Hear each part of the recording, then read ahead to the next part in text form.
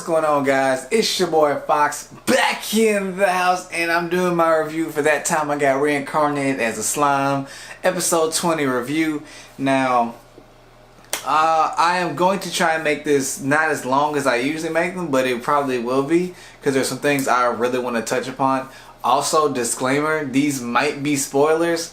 I don't really know. I'm just gonna put it up there anyway. Spoiler warning, because some of the stuff I'm bringing up, I don't think they brought up properly in the anime yet. I think they'll bring them up later, maybe even like season 2. Because I'm pretty sure I'm like 95% sure this show's gonna get a season 2. But there's some stuff that they don't really touch upon that's in the light novels that they do in the anime, and so I'm gonna go over like one or two things about that. But getting straight into it. So this episode, it picks right up after the war with Kyrus. I don't know how you pronounce it, but whatever. So, the war is over. They're celebrating, having their victory dance. Hakuro's showing off, cutting up the megalodons, turning them into sashimi. They're grilling. They're cooking the megalodon. They're having a good old time. Then we cut over to the bathhouse with Rimuru and pretty much like the female cast. You got Garbaru's sister, you got Ellen, you got Shizuna, you got Shizu, and you got Milim.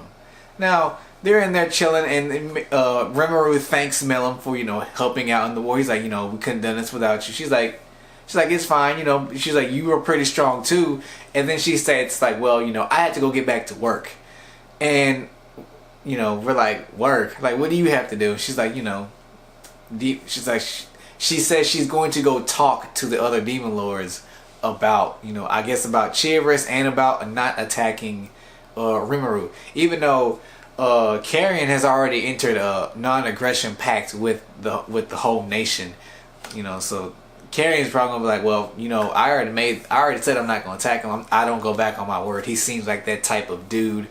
Clayman, on the other hand, will probably just play nice for the sake of playing nice, but meanwhile, we know he's plotting something. And as far as Frey goes, I don't know. Like, I know what she looks like, but that's about it. I don't know what her character or anything is like, so hopefully they'll get into that more when I get to it in the light novel in Volume 3.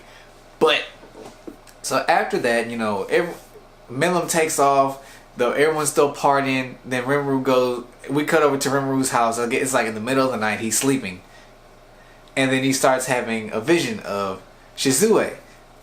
R.I.P. to Shizue. And it's a vision of her telling him. So she's pretty much saying like, go to the kingdom of Ingracia. That's the kingdom she left before she left. That's the kingdom she was at before she left out on her last adventure, and she met up with Ellen and the other two.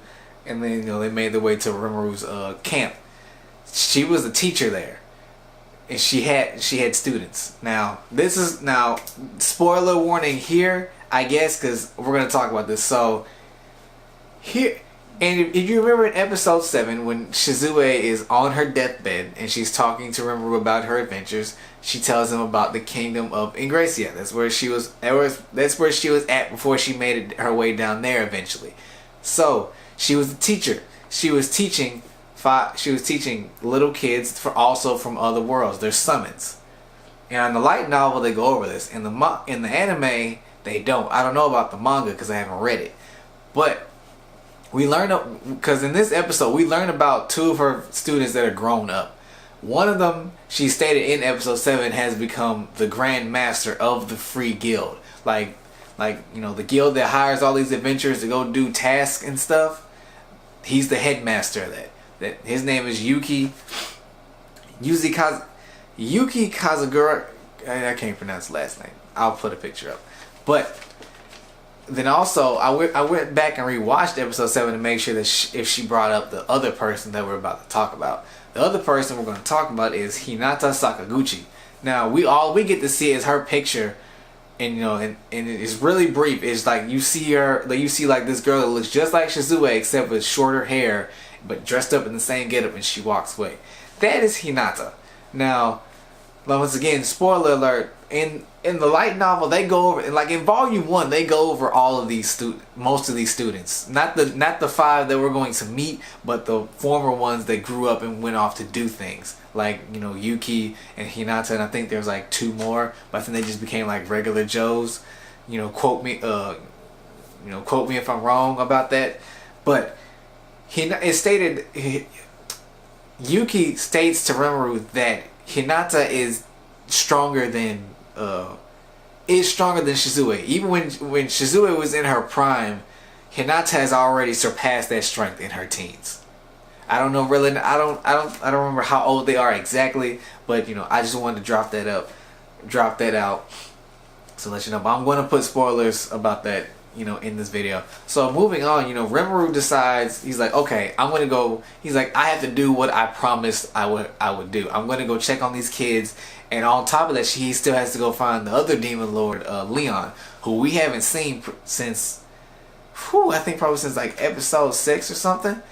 That might have been claiming that I'm thinking about, but I'm not sure. So he gathers everyone. He gathers Rigurd. He gathers Gobeta, you know, and then all of his generals, you know, Hakuro, Benimaru, Shizu, Soe, and all of them. And he pretty much tells them, like, hey, look, I'm going to go on this adventure. I'm going to be gone for a little while. I need you all to hold down the fort while I'm gone. And obviously they have concerns. They're like, wait a minute. We just won this war. And they're like, if something happens to you, the Federation, no, the whole nation could fall to sunders or be ripped up from its roots, as Hakuro said. And you know, that's understandable. They're like, you are the leader. We technically need you here. But he's also like, look, y'all can handle yourselves.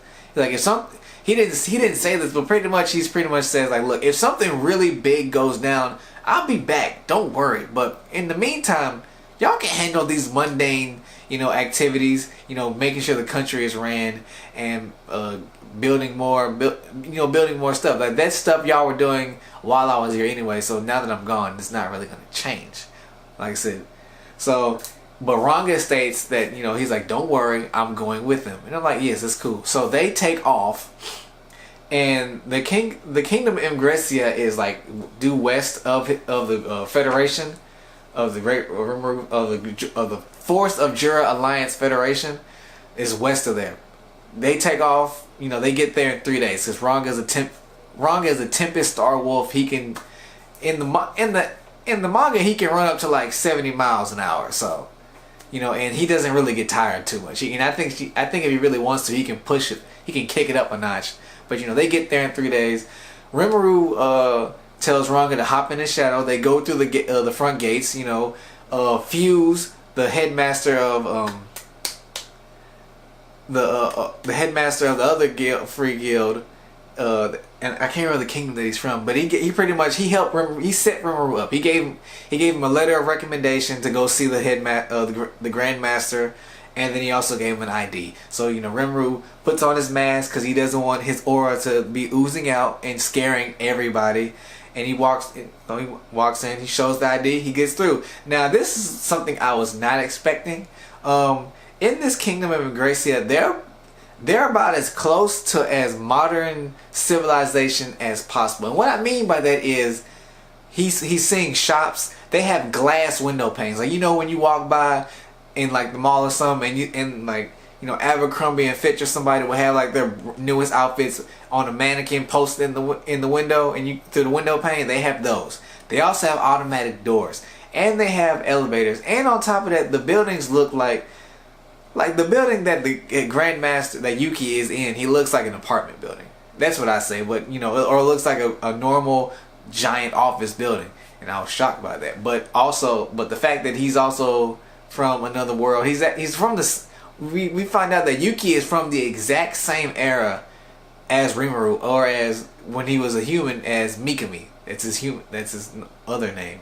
That was his original name, Satoru Mikami. They're from the exact same time period. Only difference is Mikami lived longer, and then Yuki, I don't know if he died or he was I think he died, or he was a summon.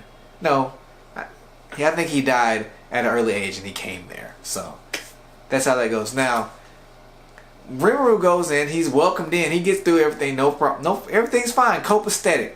And then Yuki walks into his office to greet Rimuru. Now his face goes completely, like he goes from like happy to like a really, like, I don't want to say pained and I don't want to say angry either. I can't think of the word that I'm looking for, but pretty much his face goes from a happy expression to like, who in the are you? Because you know, Rimuru looks exactly like Shizue when she was first brought there, when she was about 8 or 9 years old. So Rimuru tells him, like, he's like, look, he's like, I am Rimuru Tempest.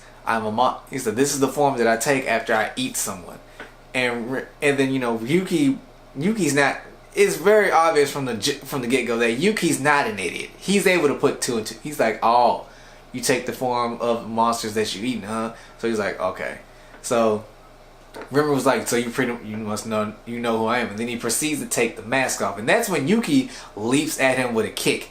Now, you know, when Yuki walks in, you probably won't think too much of him. He's not scrawny, but you know, he's a skinny kid. You know, he looks fairly young, looks no older than maybe 17 or 18 years old. But he lunges at Rimuru with a swift kick. Rimuru blocks it, but in the process of him blocking this kick, the whole room gets, like, everything that's in the room gets destroyed. The desk, the shelves, all that. And then that's when Rimuru's like, hold up, all right, now look, calm down, let me explain. And he does. And mainly for the fact that he was able to block the kick, Yuki was like, okay, you're gonna have to explain some stuff to me, like, right now. And then he does. And it's funny because the next scene we get, and you would think they'd be talking about Shizue or how everything transpired. Nope, they end up talking about anime and manga. It was glorious, and I loved it. Mikami pretty much caught Yuki up on all the stuff that he was watching back then, because Mikami's like, look, by the time I died, all the stuff that you were watching, I finished. And Yuki's like, yes! And he's asking him all these questions about series I don't know nothing about. But you know, it's fun, it's real cute. And then Rimuru kicks up a notch. He's like, because Ryuki's like, man, that sounds amazing. He said, I wish I could have seen it with my own eyes. And Rimuru's like, hold up, you got some paper? He's like, yeah, sure, what, okay. And he puts a stack of paper in front of Rimuru. Now Rimuru absorbs the paper, and then he spits out a whole manga volume of the series that, you know, they were talking about. Now, this is new to me, and obviously new to Yuki. So apparently, Great Sage allows Rimuru to access all of his memories, even from when he was a human, with perfect clarity. So every manga that he has read, he's able to produce, and that's pretty much what he does. All the stuff that Yuki wanted to read about, he produces it. And it ain't no like 1, 2, 3, 4. No, it's a stack. It was easily over 100 volumes of different manga. And you know, after all that, that's when they finally talk about, you know, why Rimuru is there. He pretty much tells Yuki that, look, I'm here because I want to check on these kids that Shizue was taking care of, that Shizue was taking care of before she took off. And he's like, oh, okay. He's like, well, since I know he tells him the whole story. He's like, well, since I know the whole story now, I trust you with these kids. So please be their teacher and take care of them.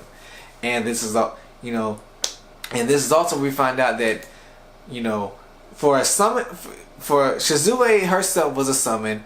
And the kids that she is watching, they're also summons. Now we find out that when the summon is done, they don't know who they're getting. Like they don't know if they're getting a grown adult or if they're getting a child.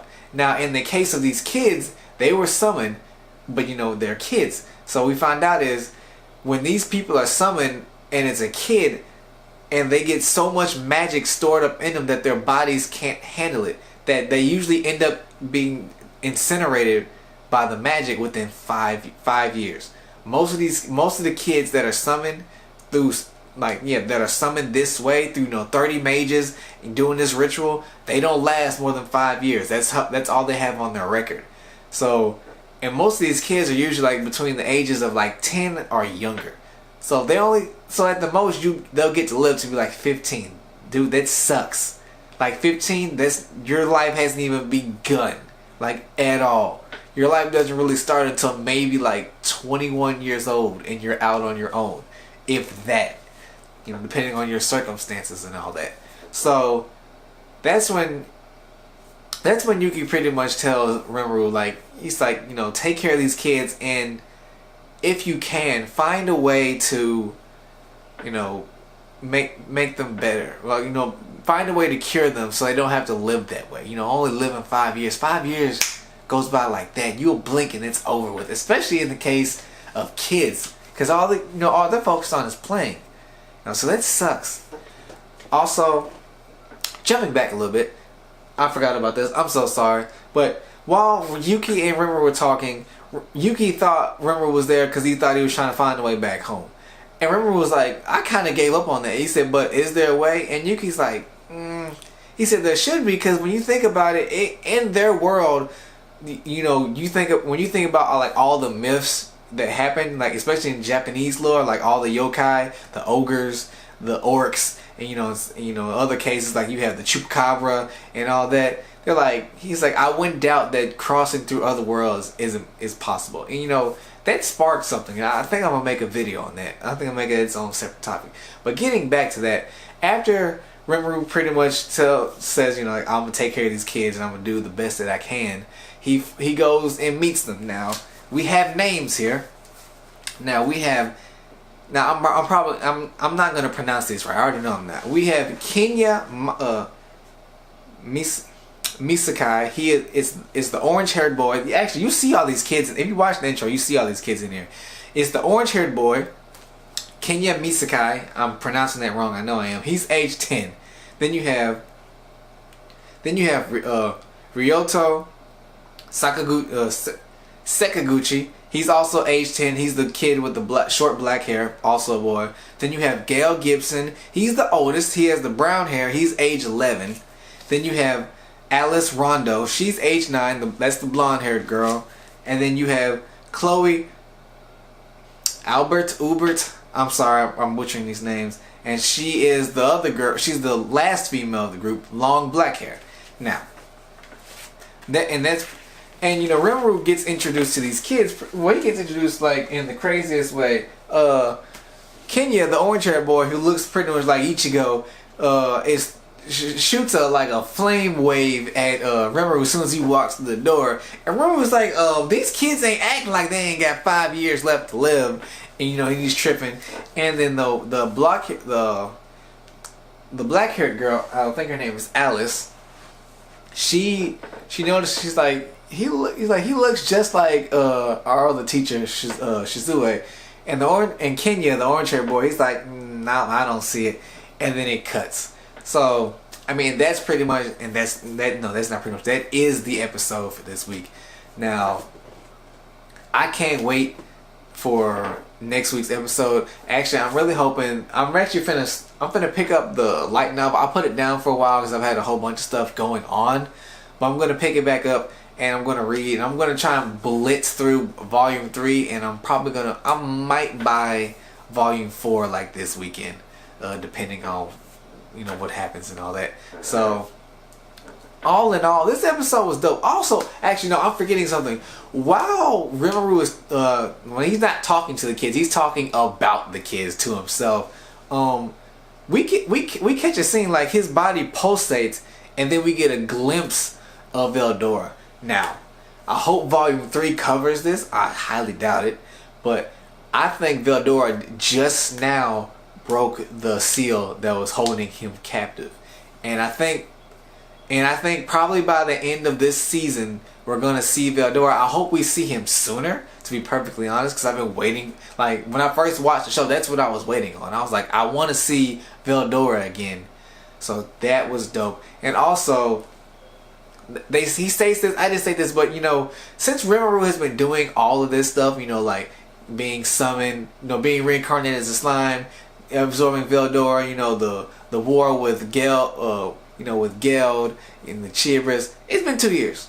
Like not 2 years since the recent war with Chihiras, but all in all, Rimuru has been there for 2 years. I forgot this. I knew it because they state this in the light novel. Because like in the light novel, they don't say this in the anime, but I think they do. But when Rimuru first got in that cave, he was there for like 3 months, 90 days. So time flies like that. But still, yeah, that's the episode. I'm really excited to see what happens when Veldora comes back on the scene. And when he does, is Rimuru going to lose some powers, or is he going to gain more powers?